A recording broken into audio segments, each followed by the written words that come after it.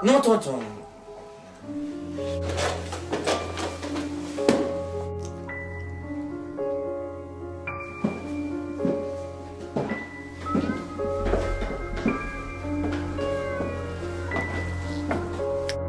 Non, pas le catéchisme.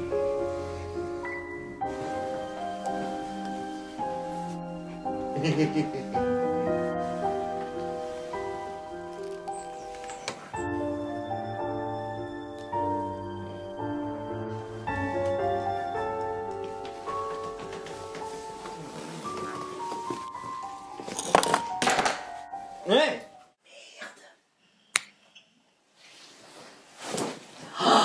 Père Noël, tu m'as pas oublié? 2 secondes, gamin.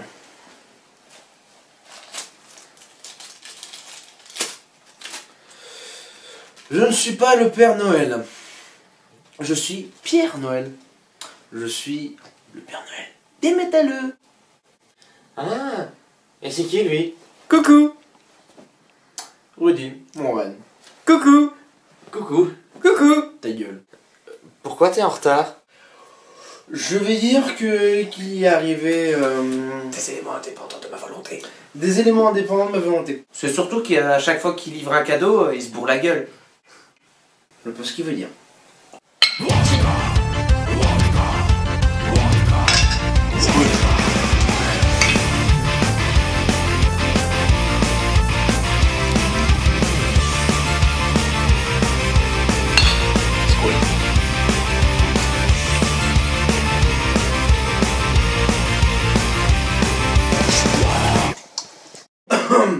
Sinon, j'ai des cadeaux pour toi. Sac, tout de suite. Pourquoi je m'ai engagé? C'est sûr que c'est pas Rudolf qui l'aurait fait, hein. Non. Non. Non.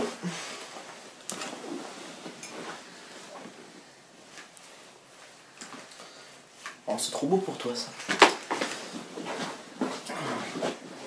Mais... Ah! Ramasse.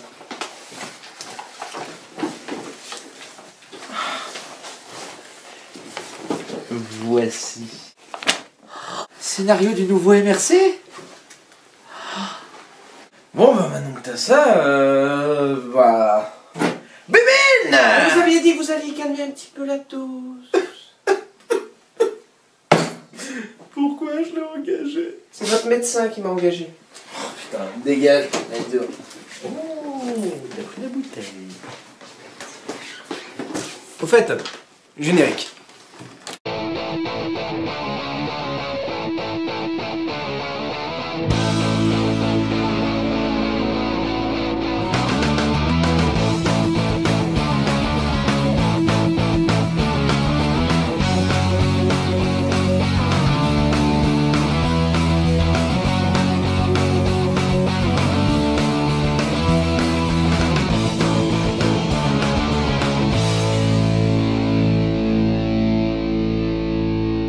Salut les potos, bienvenue dans MRC, l'émission où on parle de séries, de musique et d'autres trucs à découvrir. Aujourd'hui, j'ai envie de vous faire découvrir un petit groupe qui me fait surkiffer. Je vous présente Ladies and Gentlemen, Ghost. Alors Ghost est apparu officiellement en 2008 à Linköping en Suède. J'espère que je prononce bien Linköping, je sais pas. J'espère que je vais pas me faire défoncer par des Suédois. En même temps, c'est vrai qu'il y en a beaucoup qui regardent les vidéos qu'on fait. Donc à Linköping en Suède. Alors qu'est-ce qu'ils font? Quand on voit leur gueule, on se dit qu'ils font sûrement du bon black metal des familles, un truc bien chou, bien violent. Eh ben pas du tout. Non, t'écoutes Ghost, c'est vachement plus soft que ça. Alors Ghost, c'est un groupe qui mélange des sonorités un peu pop avec du heavy metal. Je sais que ça peut paraître hérétique pour les blaqueux et les autres puristes défenseurs du sacro-saint métal, mais franchement, ouais, ça le fait. T'as une bonne sauce hard rock, t'as du bon doom. Et de temps en temps par morceau, t'as une petite sonorité de blues à chercher, mais très intéressante. Tu prends tout ça dans ton petit shaker merveille, tu mélanges, et paf, ça te donne Ghost.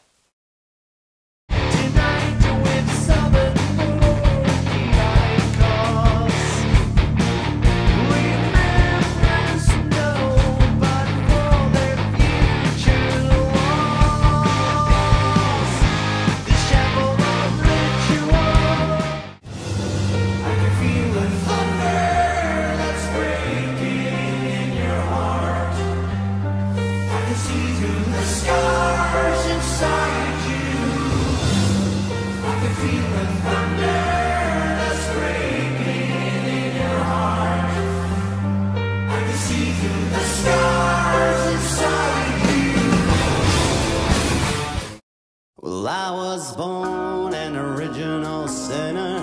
I was born from original sin. And if I had a dollar bill for all the things I've done, there'd be a mountain of money piled up to my chin. Alors, je vais vous donner les raisons pour lesquelles j'adore Ghost. Le ton, tout. La musique, la voix, tout est clair, carré, net, précis. Il n'y a rien qui dépasse. Tout est travaillé avec une précision, mais qui te fait plaisir. Quand tu aimes le travail bien fait, Ghost, ça te fait du bien. Parce que tout est carré. Quand tu écoutes la voix du chanteur et que quand tu vois sa tête, il y a un monde de différence. Tu n'as pas l'impression que ça va ensemble. Et pourtant, la crème passe. Un petit parallèle que j'aime bien faire pour expliquer aux gens qui ne connaissent pas, c'est que quand tu écoutes Ghost, t'as l'impression que c'est les Beatles qui te chantent du Black Sabbath. Ça a l'air capillotracté comme ça, mais ça passe nickel. Attention, attention, annonce au public. Ce qui va suivre est de l'humour typique de métalleux. Si tu ne peux pas comprendre, eh bien, deux options s'offrent à toi. La première, la fermer et m'écouter. La deuxième, te suicider. Ghost est composé de 6 membres. Papa Emeritus 3 et les Nameless Oui? Ah non, mais si je lis, non, c'est parce que j'en ai rien à foutre. Ouais. Donc, Ghost est composé de 6 membres, Papa Emeritus 3 et les Nameless Ghouls, ou Ghouls sans nom. Ils se disent représentants du clergé de Lucifer. Leur mission est de convertir les foules pour faire ouvrir les églises, renverser des gouvernements et avoir les dirigeants des nations sous leur emprise. Les Nameless Ghouls, au nombre de 5, sont toutes représentées par un symbole alchimique appartenant au Pentacle. À chaque nouvel album, le pape est destitué et remplacé par un nouveau lors d'une cérémonie dans la ville de leur clergé. Car en latin, Papa Emeritus signifie pape émérite. Émérite, définition, parce que oui, tu vas apprendre des choses avec moi. Qui a pris sa retraite et jouit des honneurs de son titre. Qui a une longue pratique de quelque chose due à son âge et y excelle par extension. Qui a une compétence et une habileté de haut niveau. Exemple, un professeur émérite d'université. Donc ici, en l'occurrence, on a un pape qui prend sa retraite, ce qui est assez original, parce que c'est quand même en contradiction avec la tradition pontificale. Excepté pour certains, n'est-ce pas, monsieur Benoît XVI? Oui, chef, franchement, les gars, la papauté, c'est un truc de ouf, hein. Franchement, c'est dur. Et tu sais quoi, moi, je suis trop fragile. Eh, j'en peux plus. Eh, y va, je prends ma retraite et tout, tranquille, je me casse, pépère, à la campagne. Allez, vas-y, je me casse. Allez, tchuss, bande de bolos. Tout le monde l'a fait jusqu'au bout et est mort en l'exercice de ses fonctions, excepté toi. Hein? Petite merde! MRC vous présente ses excuses pour cette violence. Donc, lors de cette cérémonie de succession, nous avons un acteur, qui n'est pas le chanteur, qui porte la tenue de l'ancien pape, et le chanteur arrive avec la tenue du nouveau pape. Nous en sommes maintenant au 3e album, donc c'est le 3e look du pape. Les gars, ils se sont fait connaître en 2010 grâce à une critique de Fenris de Dark Throne. Ensuite, t'as James Hetfield, le chanteur de Metallica, juste ça, qui s'est baladé en interview avec leur t-shirt avec le logo en gros. Mais le plus gros coup de pouce qu'ils ont eu, c'est Dave Grohl, l'ancien batteur de Nirvana et le frontman des Foo Fighters. Donc c'est pas n'importe qui. Le gars a non seulement joué lui-même déguisé en ghoul lors de plusieurs de leurs concerts, mais en plus, il a produit leur premier EP en 2013, If You Have Ghost. EP qui, entre nous, est juste génial. Il est constitué uniquement de covers, mais juste en touchant à 2-3 trucs à chaque fois, une chanson qui ne pourrait pas sembler dans la thématique, d'un coup rentre dans la thématique satanique. Par exemple, sur leur premier album, dans certaines versions de luxe, ils clôturaient avec une reprise de Here Comes the Sun des Beatles à leur sauce. Donc Here Comes the Sun, un truc vachement joyeux, en mode satanique. Franchement, si c'est pas beau le pouvoir de la corruption et de l'hérésie. Mes frères, nous sommes ici rassemblés pour honorer dans nos textes blasphématoires les mots de notre sombre Seigneur. Scandez avec moi. Satan vous aime, c'est écrit dans le livre du malin. Satan vous aime, même si vous êtes rouquin.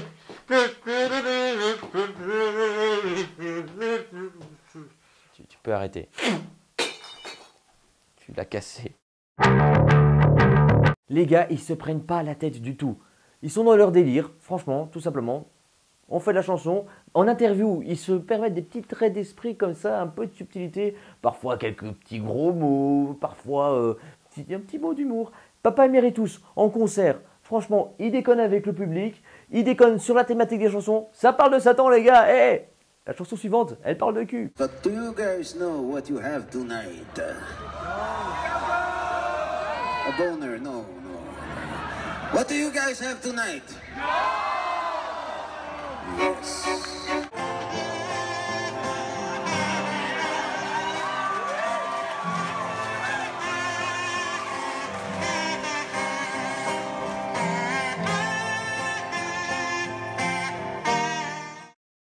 Autre élément très caractéristique de leur attitude, c'est leur anonymat.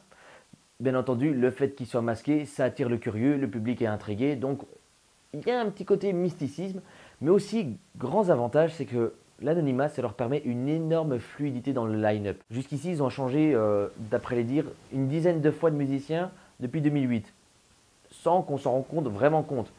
Et aussi, il y a des fois des guests, des stars qui viennent jouer à leur concert, comme ça, pour une date, et on ne sait pas que c'est eux. Dave Grohl, plusieurs fois, s'est ramené, déguisé en goule, comme je l'ai dit, pour faire partie de leur concert. Donc c'est assez cool, et en même temps, c'est « Ah, j'aurais voulu le savoir !» Mais d'une certaine manière, ce fait de garder le secret, ça fait partie de leur modus operandi. Dans toute chose qu'ils font, ils ont ce côté un peu secret, un peu mystique. Par exemple, dans plusieurs de leurs albums, surtout dans les versions collector, ils ont des chansons secrètes. Ils ont une reprise de Here Comes the Sun des Beatles dans Opus Eponymous. Ils ont aussi Waiting for the Night repris de Depeche Mode dans Infestissumam.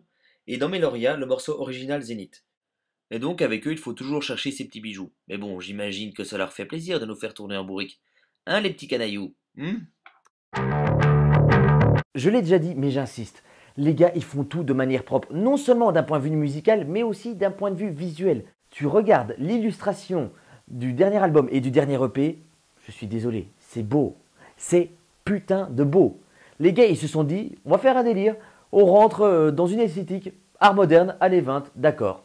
Alors moi, je suis désolé, mais je trouve ça magnifique comme idée de se dire, t'as un culte sataniste dans le New York des années 20, parmi la jet set. Allez!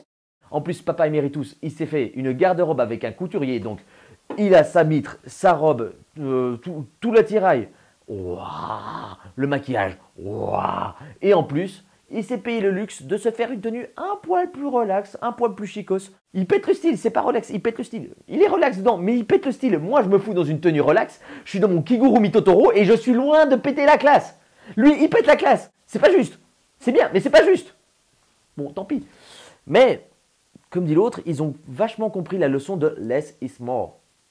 Moins, c'est plus. Ouais, je parle anglais toi-même, tu sais. Less is more. Ils l'ont compris, ils l'ont intégré, génial. Et franchement, cette attitude, ce sens du détail, que ce soit visuellement, que ce soit au point de vue musical, que ce soit dans la création, et même cette humilité qu'ils ont et cette légèreté, ça permet de donner un univers encore plus palpable et plus perceptible, et on rentre encore plus dedans, et volontiers en plus. C'est un univers où, sataniste, d'accord, pour le folklore, mais tu te sens, waouh, je suis avec des potes, c'est cool. C'est ça qui est bien. Ça fait partie aussi de ce petit plus qui fait qu'un groupe te parle là et pas ton portefeuille. C'était beau. Si, c'était beau. Si, c'était beau. Ta gueule, c'était beau. En conclusion, je dirais que pour toutes ces raisons, Ghost est un groupe vraiment à découvrir. Même si pour certains puristes ou blaqueux vraiment fermés, c'est pas assez true, quand même, il faut rendre à César ce qui est à César. Ce groupe, s'il ne se déraille pas, s'il ne se plante pas et qu'il continue là où ils en sont, il a la possibilité d'aller super loin, de prendre le relais, de pousser le public qui ne connaît pas le métal à s'y intéresser. sans avoir ce côté de vulgarisation outrancière qui dénature. Non, il simplifie les choses, mais en restant intègre. C'est ça qui est beau. Pour finir, j'espère que la vidéo vous a plu et que ça va encourager ceux qui ne connaissent pas à découvrir et ceux qui connaissaient un peu à redécouvrir. Je vous laisse avec une petite liste ici de chansons que je vous encourage à écouter, que ce soit pour les métalleux avertis ou les néophytes, qui vous permettront de bien connaître l'univers de Ghost et d'apprécier. Comme d'habitude, avant de partir, tu peux foutre un commentaire, un like, t'abonner, partager et voir les autres vidéos. Et d'ici là, je te dis à la prochaine.